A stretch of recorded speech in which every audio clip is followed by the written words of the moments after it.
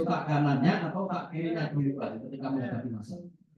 Nah ini betul percaya dibandingin kontak-kontak mereka lah. Nah ini yang betul percaya dengan tepuk balik coba dicoba lagi. Dibalik, enak enggak? Enggak enak loh. Ah itulah pemberian Allah. Ya kalau itu tepuk kayak aku yang pakai apa ini? Kalau nggak punya ini, kalau kita mau ini. Nah yang ini juga yang kalau itu dua. Nah, itu ya. Botolnya berarti kita oleh Allah diciptakan dalam keadaan hiburan satu saja. Dan itu bagian dari yang sudah kami lakukan untuk mendiagnosisnya. Selain gaya belajar, ada juga dominansi otak kanan, otak kiri. Karena betul saya mungkin punya putra, tangan kirinya di luar, jempol kirinya di luar, pasti saya udah nangis. Aku bilang tetap itu. Saya punya 3 anak. Yang perempuan itu jempol kanannya di luar, berarti otak kirinya dominan. Wes berapa bu bisa nanti dia udah nangis, itu keras. Yang lanang loro ini jempol kirinya di luar semuanya. Akhirnya kalau bentak nangis. Nah, itu mengaku berarti aku dapat itu. Oke. Sudah hilang Bu. Tadi kan hilang. Ini apa? Kan masuk lagi kan? Iya kan? Termasuk ya Bu? Iya ini benar ada linknya belum ini. Nggak nemu kalau sampai jam 12 ya? Ya kita aja sih. Ini kalau nggak apa-apa ya. Udah. Saya udah absen saya. Jadi contoh Bapak dan Ibu nanti biar panjenengan paling tidak tahu. Oke. Iya.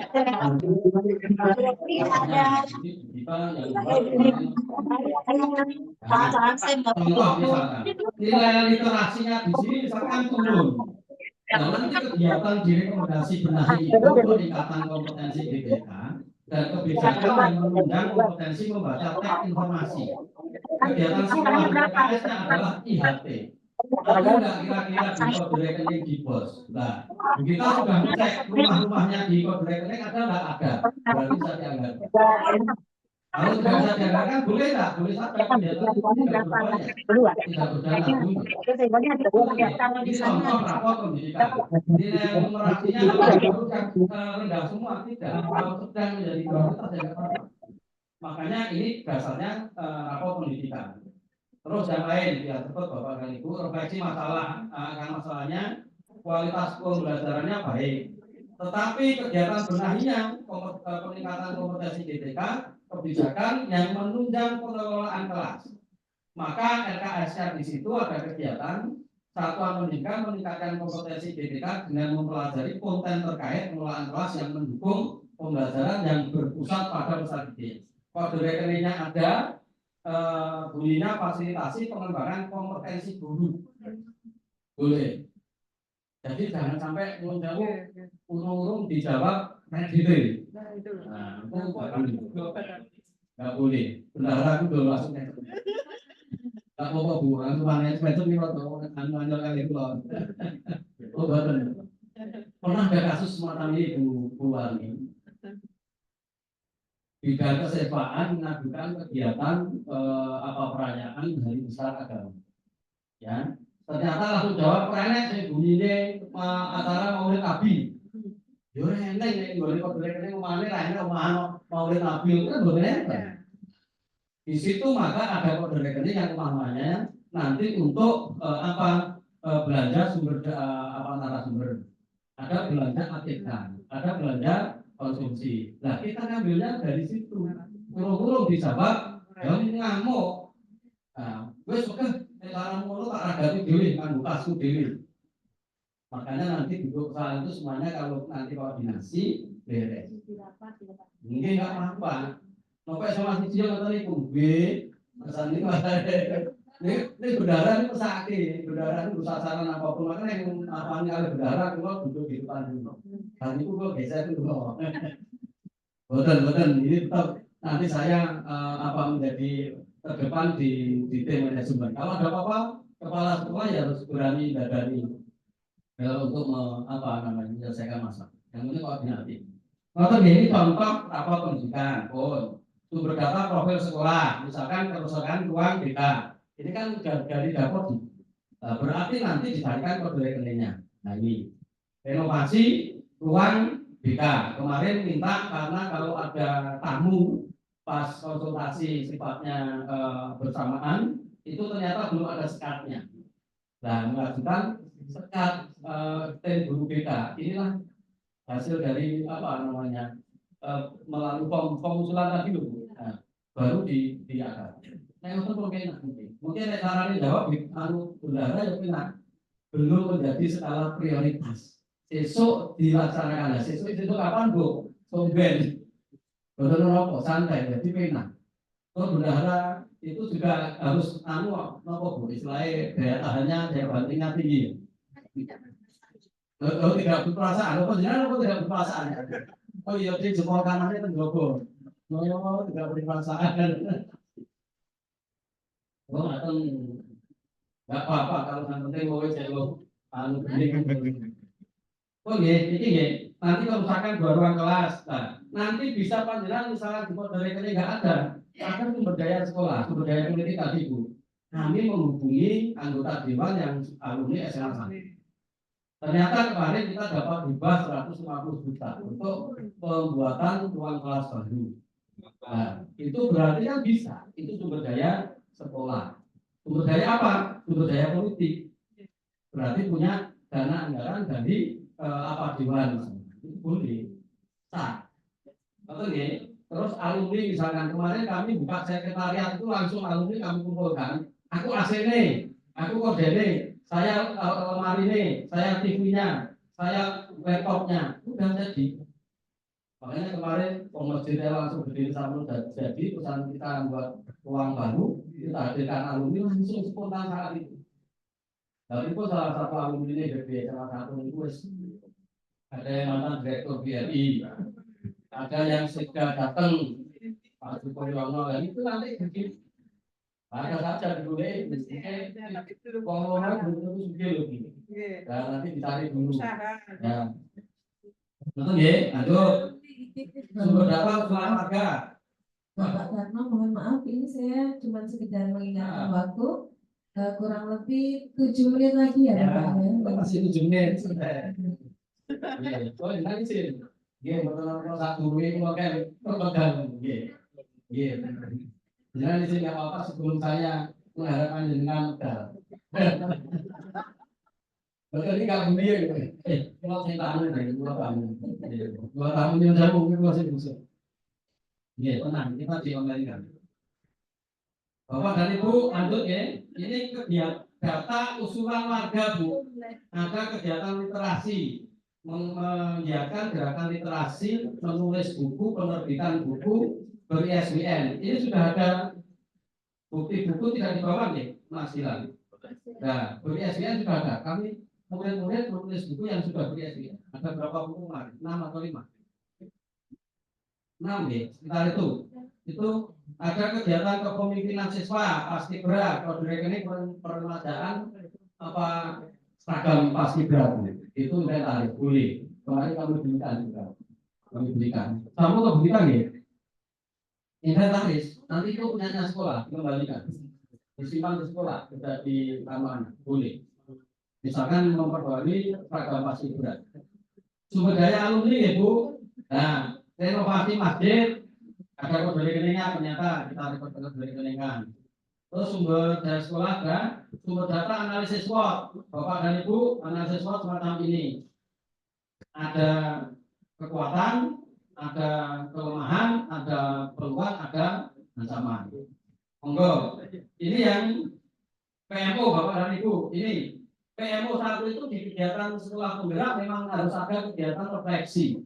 Refleksi itu ya pokoknya duduk bareng, saling mudoroso. Apa yang telah dilakukan dievaluasi bersama. Itu di PMO. Nah, rekomendasi di PMO itu perlu adanya pemahaman tentang pendidikan inklusi. Maka kami langsung mendatangkan pakarnya inklusi dari UNS. Terus yang kedua, PMO 2 itu merekomendasikan tema proyek P5 berbasis program Renova. Di Sragen itu sama Jawa Tengah semuanya itu ada lomba Renova itu menjadi agenda tahunan Bapeda. Nah, akhirnya kemarin dapat 15 kelompok yang nyusun penelitian dari hasil ini. Ini contoh-contoh dari hasil PMO.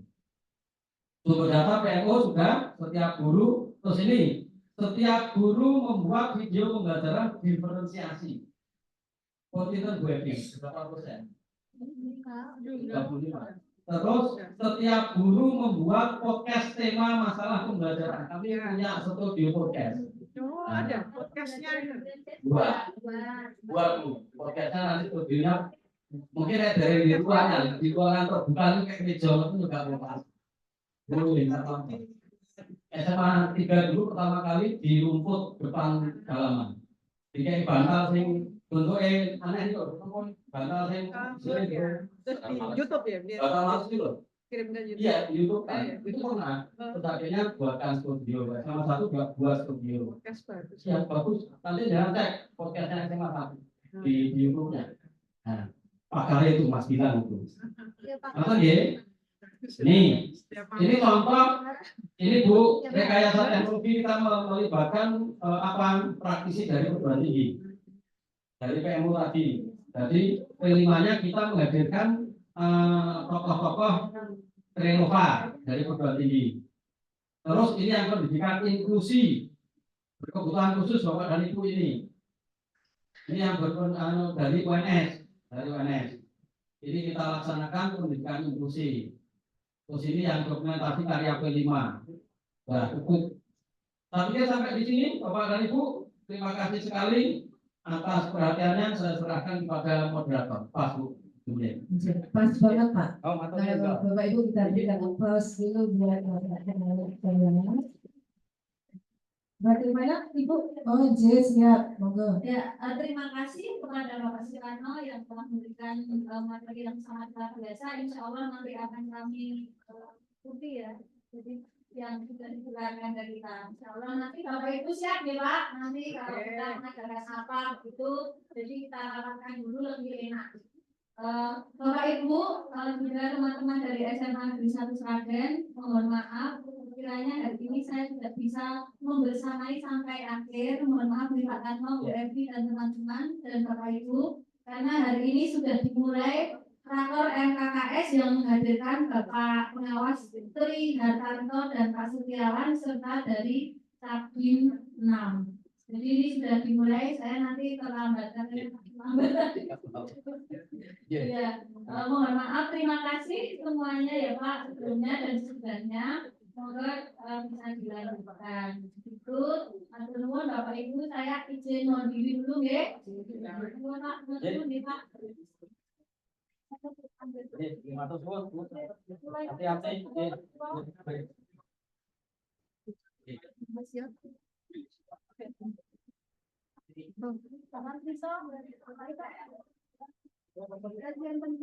Terima kasih kepada Ibu Kepala Sekolah SMA Negeri 1 Kerjo, Ibu Sri Suwarni SPD atas waktu dan tempat yang diberikan kepada kami. Semoga perjalanannya lancar ya Ibu ya.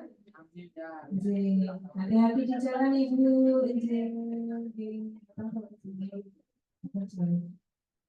Bapak Ibu yang kami hormati, kita lanjutkan game masih pada sesinya Bapak Soekarno. Ini Bapak Soekarno memang luar biasa, gengs. Jadi sering mengisi sebagai narasumber pada kegiatan-kegiatan di luar, dan juga semangat kami itu tidak mau kalah gitu ya Bapak. Artinya begini, kalau kita mengadakan acara, misalnya kombel, mesti Pak Karno itu kita daulat untuk menjadi narasumber seperti itu. Oke, Bapak Ibu, kami buka sesi tanya jawab. Mungkin dari Bapak Ibu ada yang merasa bertanya tentang materi yang sudah disampaikan beliau. Saya buka termin tanya jawab kurang lebih 15 menit. Monggo.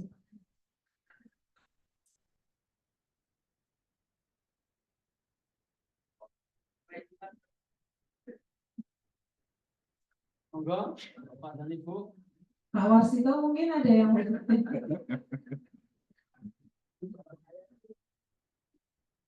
yang tadi itu terlalu tinggi buat saya. Seorang yang kebanyakan tidak mampu saja saya mau menarik inti dari materi tadi itu agak kesulitan itu Pak. Itu implementasi pemanfaatan materi tadi untuk guru yang diberikan ke siswa itu bagaimana? Karena kami orang-orang yang sudah agak uzur ini Pak, biasanya itu kalau mengajar ya seperti itu aja gitu ya.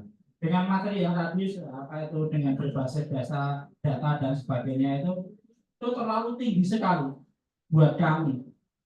Sehingga kami belum bisa mengambil apa itu ya, caranya mengimplementasikan kepada kami sendiri juga kepada siswa itu kami agak kesulitan. Terus terang seperti itu. Oke. Ya. Terima kasih Pak Warsito itu merendah sudah.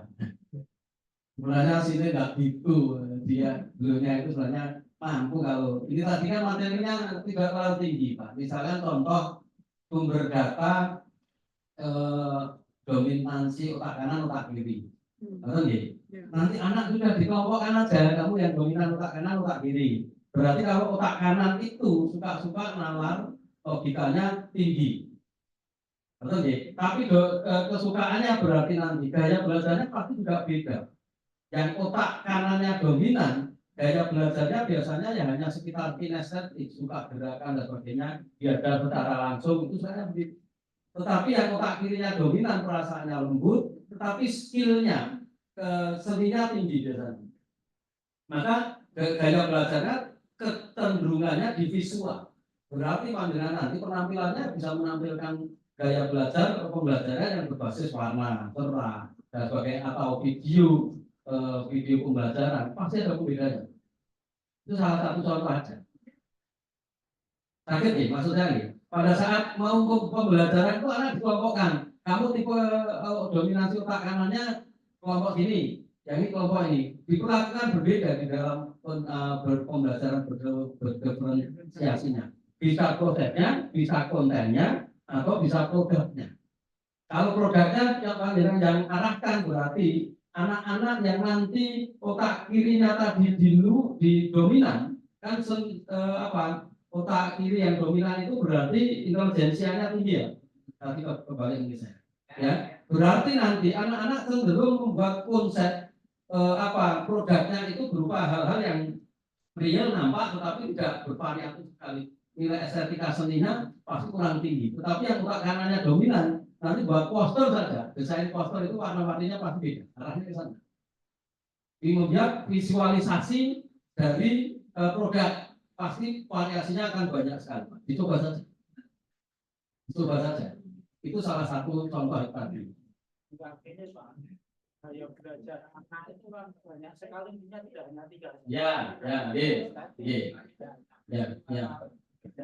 Audio. Yeah. Tapi di sini tuh ada yang unik. Banyak yang unik gaya belajar. Uniknya apa pun Pak? Nama jenengan sudah pirsa tentang gaya belajar yang berbeda. Ya, justru yang unik itu terkadang membuat kita jengkel. Nah itu yang tidak boleh Pak. Pembelajaran diferensiasi Banyak siswa yang gaya belajarnya sambil tiduran. itu bukan gaya belajar Pak. Dia bisa belajar sambil tiduran Pak. Ada siswa yang gaya belajarnya sambil memilih. Oh ini penemuan barunya Pak Mas itu gaya belajar. Iya. Kadang kan kita jengkel juga. Ya. Kita introspeksi. Yeah. Berarti saya mengajarnya tidak menarik. Nggak menarik pada siswa. Siswa lebih tertarik ngemilnya. Lebih tertarik apa itu gaya-gaya. Ada yang sampai tidur. Itu kan kadang kita membuat diri kita kadang jengkel. Kalau kita tidak bisa menjaga kesabaran kita. Yang nyuwun sewu Pak Sito, panjenengan cara ngajarnya sudah bervariatif. Nah, itulah Metodenya. Nah, itulah variatifnya bagaimana saya juga tahu. Karena panjenengan mau tuntun hanya Ya. asrama. Nah, Bisa jadi Pak. termasuk gini Pak, Iya. Bapak menyampaikan materi ini juga tidak bervariatif. Dengan ceramah, Berarti saya tadi pakai permainan bervariatif juga. kurang variatif. Iya. Kurang variatif. Nanti kasih Gaya penyampaiannya hanya satu juga, ceramah dengan modifikasi. Ya, modifikasinya berarti kurang kreatif. Ya, hanya ice breaking itu kan Pak. Nah, speaking itu termasuk variasi loh. Oh gitu. Iya. Nah, itulah kenapa kita harus berorientasi pada gaya belajar anak. Kenapa kita tidak menampilkan gaya mengajar guru, Pak? Oh gitu. Guru itu juga memiliki gaya mengajar yang berbeda-beda. Tidak kita tanamkan kepada anak, oh guru si A ini gaya mengajarnya ini, guru B gaya mengajarnya ini. Karena besok di perguruan tinggi, dosen itu tidak akan melihat gaya belajar mahasiswa. Jadi gini, tapi kalau guru tapi gaya belajar Pak, tapi metode atau model pembelajaran yang dipakai apa? Misalkan kontekstual learning dan sebagainya. Itu metode mengajar. Iya, tapi kalau gaya mengajar itu tinggal hanya apa ya? Itu hanya karakteristik, tapi nanti akan terpola oleh metode modelnya, karena sudah ada model itu. Jadi Saya melihat kalau tadi Bapak itu menyampaikan pada manajemen itu yang dilihat ada beberapa unsur itu ya, salah satunya ada output, ada outcome gitu loh ya. Outcome-nya harus baik. ya, Saya membandingkan kegiatan belajar mengajar yang ada di sekolah dengan kegiatan belajar mengajar yang ada di bimbingan belajar. Di bimbingan belajar tersebut tidak ada pembelajaran berdiferensiasi. Namun output dan outcome-nya kok lebih baik dari sekolah bagaimana ini?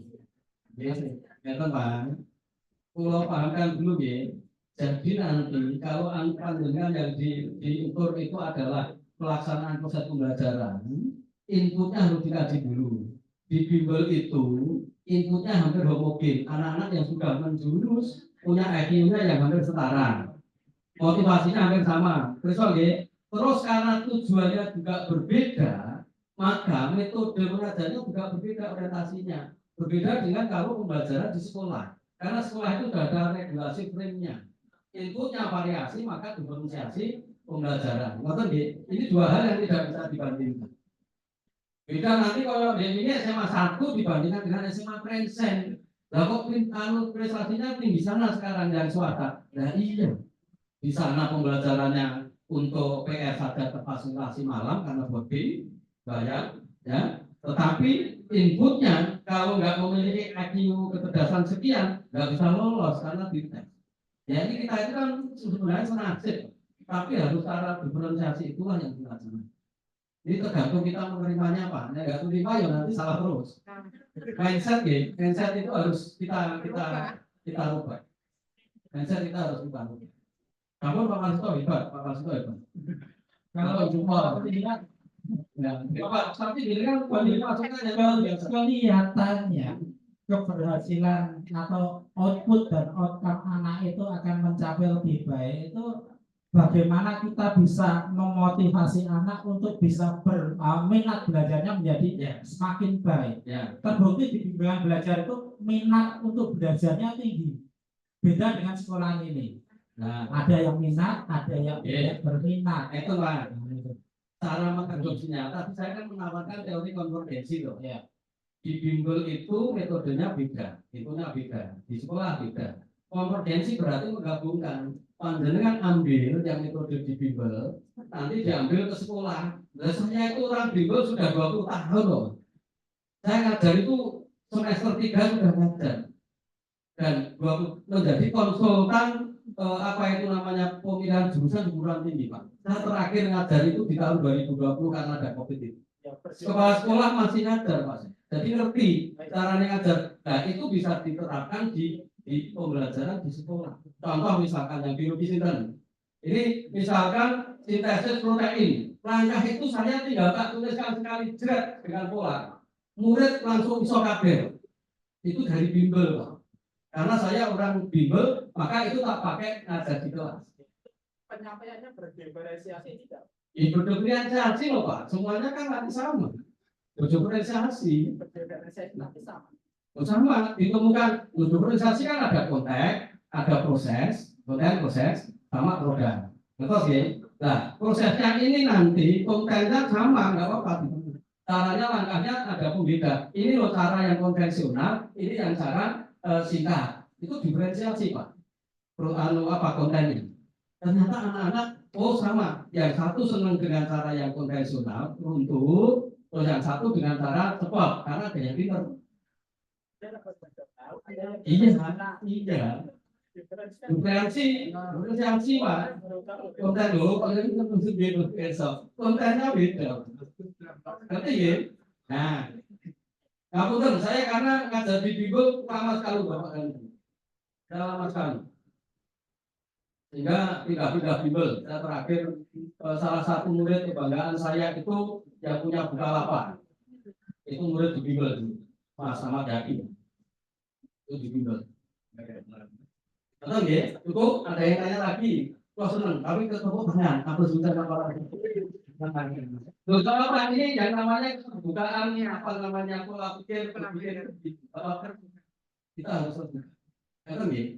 Nah, monggo yang lain. Nah, ini ada yang ibu dulu, yang tahu, ada yang ibu. Ya, terima kasih Pak untuk kesempatan yang diberikan. Ada 2 pertanyaan Pak dari saya. Ini yang pertama, berlakunya kurikulum merdeka ini sangat berbeda dengan kurikulum sebelumnya, baik itu kurikulum 13 KTSP yang dimulai dari inputnya saja sudah berbeda. Ya, kemudian prosesnya juga, kemudian outputnya juga akan berbeda. Nah, ini begini Pak, satu pertanyaan dari saya. Kalau inputnya tadi kan sudah berbeda, pembelajarannya juga berdiferensi, ya. Nah ini menyangkut tesnya Pak. Tesnya kan mestinya juga berbeda, ya, karena kan kemampuan anaknya tadi kan disesuaikan ya. Itulah. Ini kalau saya mengamati, ini untuk tesnya ya, ketika ini di akhir pembelajaran itu kok seringnya menjadi tidak ada pembedaan, tetapi sama begitu Pak. Jadi ketika ada ulangan semester itu kan kita nggak membedakan gitu, karena di sini ada Pak, setiap angkatan itu ada siswa yang berkebutuhan khusus, ya berkebutuhan khusus. Ditanya aja malah takut Pak jawab, nangis Pak malah, ya. Jadi tiap tahun ada itu Pak. Ada yang nulis itu dibaca saja tidak bisa Pak. Nah itu kalau dituntut mengerjakan dengan yang sama, yang lain normal, itu kan sebenarnya juga tidak fair begitu ya, harus ada khusus. Tapi kenyataannya seperti itu Pak. Dan tuntutan sekarang juga memberi nilai juga begitu. Pokoknya berkebutuhan khusus diterima nilainya pas KKM, sehingga anak-anak yang normal itu begini Pak. Kuyo laulo untuk biji kok awak normal untuk biji. Nah kadang muncul image seperti itu Pak. Nah ini bagaimana dengan menurut pandangan Bapak ini ya, selaku ini di SMA 1 sebagai sekolah penggerak menghadapi situasi yang seperti ini Pak, karena endingnya tesnya kok sama begitu. Oke, ini yang pertama Bapak. Kemudian yang kedua, saya ini juga ingin tahu Pak pengalaman Bapak di SMA yang luar biasa ya Pak, SMA 1, karena anak saya dulu juga alumni di sana Pak. Ya, saya alumni 2018 Pak, anak saya di sana.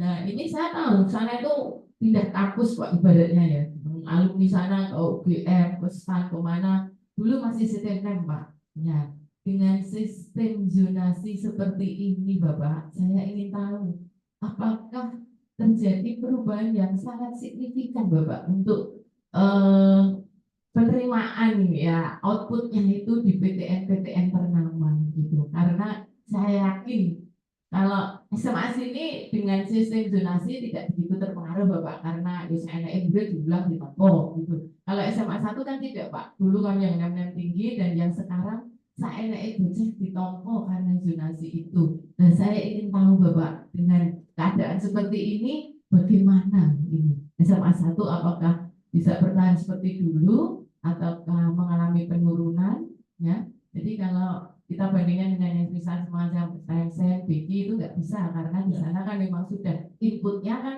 luar biasa gitu ya, inputnya sudah anak niat sekolah, daya dukungnya ya Pak, biaya dan sebagainya ada, sehingga kalau hampir 90% outputnya di sana diterima di PTN itu ya sudah wajar gitu. Nah ini saya tanya, halo bagaimana dengan SMA 1 yang dulu seperti itu. Ya, terima kasih Bapak. Ya, langsung aja yang kedua, Bu Joyce. Masuk Pak.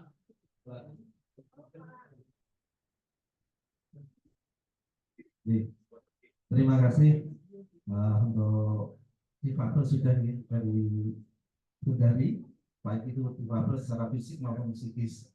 Kemudian kami ingin terimbas Pak Karno. Tadi Bapak mengatakan bahwa SMA Negeri 1 untuk anggaran Paskibra itu bisa dimasukkan dalam berkas. Kalau di tempat kami beberapa tahun ini di backup oleh kecamatan semuanya. Dari sepatu, baju, konsumsi, bahkan dipiknikkan, Pak. Dipiknikkan. Ada outbound ketika sudah berakhir. Kemudian yang kami tanyakan yang kedua, ketika kegiatan ekstrakurikuler, kalau di sini ada 16 ekskul, dibiayai oleh sekolah. Apakah di SMA Negeri 1 kisaran besarnya itu berapa? Kemudian persyaratan untuk bisa menjadi guru ekskul atau pembina ekskul, apakah boleh dari guru di lingkungan sendiri atau harus mendatangkan dari luar yang bersertifikasi? Itu yang kedua. Kemudian sesuai dengan perkembangan bahwa pramuka itu tidak wajib lagi bagi sekolahan.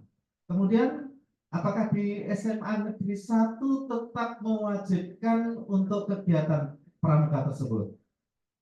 Kami juga ingin tahu tentang itu sehingga bisa menjadi bahan atau referensi bagi kami di SMA Negeri tersebut. Kemudian ada acuan lagi yaitu tentang TSM. Apakah SMA 1 juga sudah merencanakan untuk kegiatan tersebut atau mengadakan TSM sehingga sekolah bisa lebih maju? Karena saat ini kabar-kabar yang kami terima, SMA Negeri 1 ketika PPDB di dalam jalur prestasi itu didominasi dari Birul ataupun Azhar. SMP 5, SMP 2, SMP 1 justru minim untuk siswanya. Karena tidak ada standar di SMP-nya ketika seperti dulu ada ujian nasional, sekarang tidak ada. Maka masing-masing sekolah mempunyai standar yang berbeda. Nah kemudian untuk mengantisipasi seperti ini bagaimana kita di dunia pendidikan, tidak masuk dalam rapor pendidikan, apakah juga akan mengikuti hal tersebut? Itu yang kami tanyakan pada Pak Karno, pada Pak Hal. Terima kasih. Terima kasih. Wah, pertanyaannya luar biasa ini. Jadi yang pertama dari Bu tadi, langsung saya jawab. Pasti ada perubahan. Karena instrumen yang menjadi di dalamnya, yang menentukan di dalamnya, itu ada perubahan. Pasti ada perubahan. Sekuat apapun proses, ketika tentang perbedaan antara input ini terlalu besar, maka proses itu untuk menjadikan input yang beda tadi untuk menjadi output yang sama itu berat. Pasti ada. Jumlahnya yang diterima di perguruan tinggi negeri apakah turun?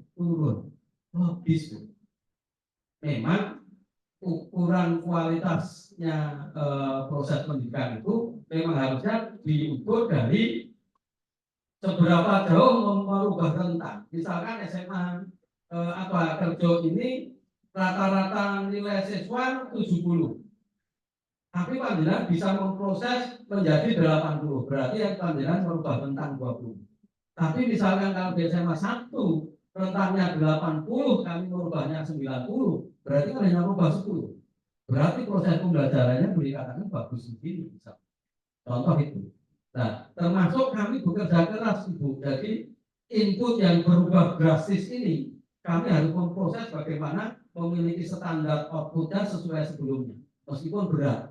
Dan kenyataannya belum mampu kalau ditanya itu. Dan saya jujur, makanya ada orang tua yang membandingkan, Pak, lah kok beda banget ketika anak saya SMP dulu boarding di sekolah internasional, PS saja terfasilitasi, kualitasnya bagus, SMA 1 ini bagaimana? Ya beda, uang sumbernya itu beda, perusahaan sumber dana di dalamnya juga beda, mekanisme pengelolaannya juga beda, jangan dibandingkan dua hal itu.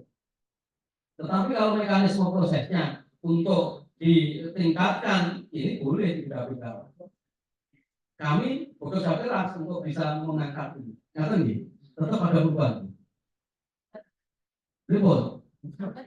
Enggak, itu menjadi kewajiban kami. Enggak terlalu banyak sambat itu 1-2 wajar. Tapi ketika kami beri penjelasan dan early warning sistemnya kami berjalan.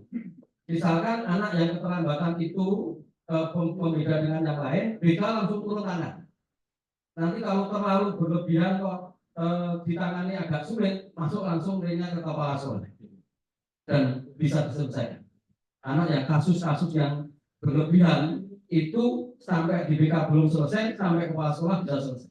Karena menghadirkan orang tua, semua stakeholder kita hadirkan selesai. Nggak usah tak ceritani satu kasus satu persatu, tapi sudah banyak kasus yang kami selesai. Terus yang berikutnya masalah penilaian. Apa tadi yang pandangan ya pada penilaian. Ya, penilaian nanti pakarnya Bu Bibi. Tetapi Yun Sewu Bapak dan Ibu, di kurikulum Merdeka ini penilaian tidak harus tertulis. Rubrik-rubriknya panjenengan bisa buat sendiri, misalkan lesan, misalkan produk yang pernah diproduksi oleh anak itu, yang dihasilkan anak itu bisa mewakili kira-kira kompetensi anaknya itu sudah terwakili, bisa mencapai sekian. Karena karakter anaknya berbeda. Nah, apakah itu boleh? Apakah harus akhir semester itu ada? Itu kebijakan sekolah Pak Wasito nanti yang menentukan. Gitu Pak. Ben gampang akhir semester kabeh kan ulangannya bodoh. Apakah itu jadi sebenarnya melanggar atau tidak ketika itu dirembuk bareng? Enggak Pak. Karena nanti kan standar yang istilahnya diferensiasinya itu sudah dilaksanakan di formatif. Tahu ya, formatifnya kan masing-masing anak dengan bedakan boleh. Portofolio saja boleh. Jadi ngerti. Nah, angel banget. Jadi memang pembelajaran berdiferensiasi itu harusnya begitu. Kita punya rubrik khusus untuk anak-anak tertentu. Nah, SMA 1 apakah ada Pak? Ada yang anak cerdas, tetapi nggak bisa ngomong. Nah, ketika ke public speaking nggak bisa. Bahasa Inggrisnya takut dulu. Ada anak namanya brigadir kalau nggak salah, bapaknya tentara. Nggak bisa ngomong, saya ada komunikasi gak dulu. Tetapi ketika saya tanya guru-guru yang lain, ternyata matematikanya bagus. Dan bahasa Inggris kan butuh ini soal dibatin toh. Tapi dengan cara soal teks dan sebagainya, dia bisa menjangkau ternyata pinter. Nah, posisi kosong ngomong karena dia memang nggak suka ngomong. Itu gitu ya, brigadir yang pernah saya panggil. Punya kontribusi soalnya saya ngalamin anaknya biasanya saya panggil. Namun, enak sih iso maca nulis barang enten. Dan kami asesmenkan ke Diksus, SAB, akhirnya selesai. Jadi kira-kira tidak bisa baca tulis. Ada. Ya, bodoh berarti. Ini amun disia-sia itu harus didekati. Berarti orang tuanya saja sampai protes kok nggak mungkin anak saya bisa baca tulis, punya ujian. Nah, saya jawab punyanya Pak Sinten mau. Nah, ternyata standarisasi itu tidak sama di jenjang SMP. Saya sudah lapor Pak kepada kepala dinasnya pendidikan dan dalam forum tertentu